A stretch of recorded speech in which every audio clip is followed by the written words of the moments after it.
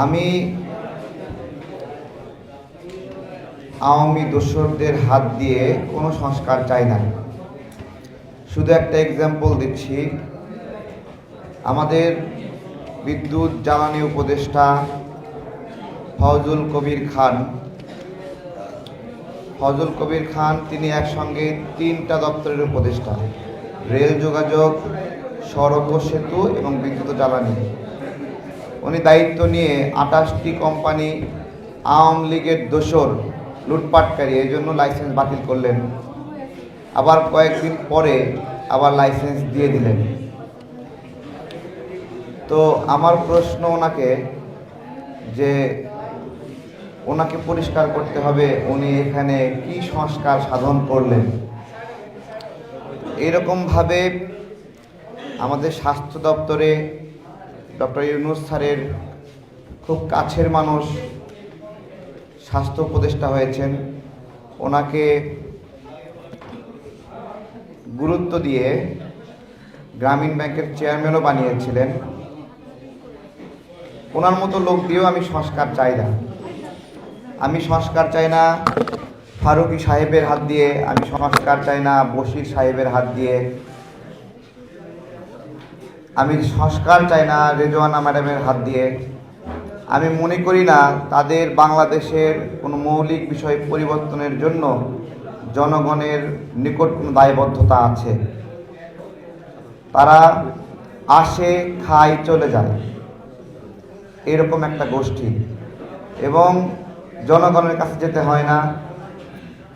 শুল্ক বাড়ালো, শুল্ক বাড়িয়ে যদি ওদের জনগণের কাছে যাওয়া লাগতো, জনগণ লাত্তি উষ্টা মারত। এখন ওরা সাংবাদিকদের সামনে ঘোষণা করলো, ঘোষণা করে আবার ভিতরে গিয়ে লুকায়ে গেল। তাই নির্লজ্জের মতো এই শুল্কটা তারা বাড়িয়ে ফেললো। বিমান ভাড়া 60,000 টাকার বিমান ভাড়া 1,90,000 টাকা করে ফেলেছে। ওদের জনগণের কাছে যেতে হয় না, প্রবাসীদের কাছে যেতে হয় না, তাই বাড়িয়ে দিয়েছে। তো আমি এদের কাছ থেকে কি সংস্কার যাব? এরা সংস্কার করতে করতে মানুষের ক্ষতি করতেছে, উপকার করতে পারছে না। আমরা এই ধরনের একটা ন্যারেটিভ ডেভেলপ করেছে 24-এর গণঅভ্যুত্থানের পরে।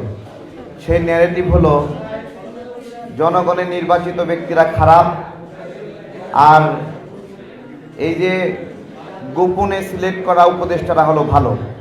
এই ধরনের ন্যারেটিভ দাঁড় করাইছে, এবং ন্যারেটিভ দাঁড় করাইছে যে নির্বাচন একটা খারাপ জিনিস, নির্বাচনের মুখে কালি লাগাই দিছে, এটা একটা কলঙ্কিত জিনিস। নির্বাচন ভালো কিছু নিয়ে আসে না, ভালো মানুষকে নির্বাচিত করে না, এই ধরনের ন্যারেটিভ দাঁড় করাইছে। এগুলো করে তারা বিলম্বিত করছে, বলছে সংস্কার নাকি নির্বাচন। দেশের মানুষ তো অবশ্যই চায় যে পুলিশ বাহিনী সংস্কার হোক, কিন্তু পুলিশের পোশাক সংস্কার চায়নি, এই সরকার পুলিশের পোশাক সংস্কার করে ফেলছে। জনগণ যেটা চায় সেটা করতে পারে না, আর বাহিরের রং বদলায়। তো এদের হাত দিয়ে আমি সংস্কার চাই না। আমার সংস্কার না চাওয়ার অর্থ সংস্কার না চাওয়া না। যে ব্যক্তিগুলো সংস্কার করতে যাচ্ছে তারা অ্যাপ্রোপ্রিয়েট ব্যক্তি না এই সংস্কার ঘটানোর জন্য। এই জন্য আমি এদের মাধ্যমে সংস্কার চাই না। শুধু তাই না, আরও অনেকগুলো বিষয় রয়েছে। আপনারা জানবেন যে সচিবালয়ে সচিবের পাশে 2টা শিশু সচিব বসে থাকে। শিশু সচিব বোঝেন? শিশু সচিব কি বোঝেন নাকি আপনারা?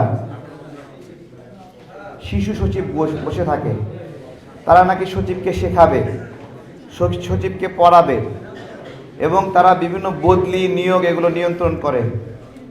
এই শিশু সচিবরা সচিবালয়ে বদলির হাট বসাইছে, শিশু সচিবরা। তো আমি যারা নাক টিপলে দুধ বাড়াবে, নিজের জন্য 2 টাকা ইনকাম করতে শেখেনি, নিজের ভাত নিজে রোজগার করতে শেখেনি, নিজের একটা কাপড় নিজে আয় করে বানাতে শেখেনি, নিজের জন্য একটা বাইক নিজে ইনকাম করে কিনতে শেখে নাই, তারা রাষ্ট্রের সংস্কারের দায়িত্ব নেবে।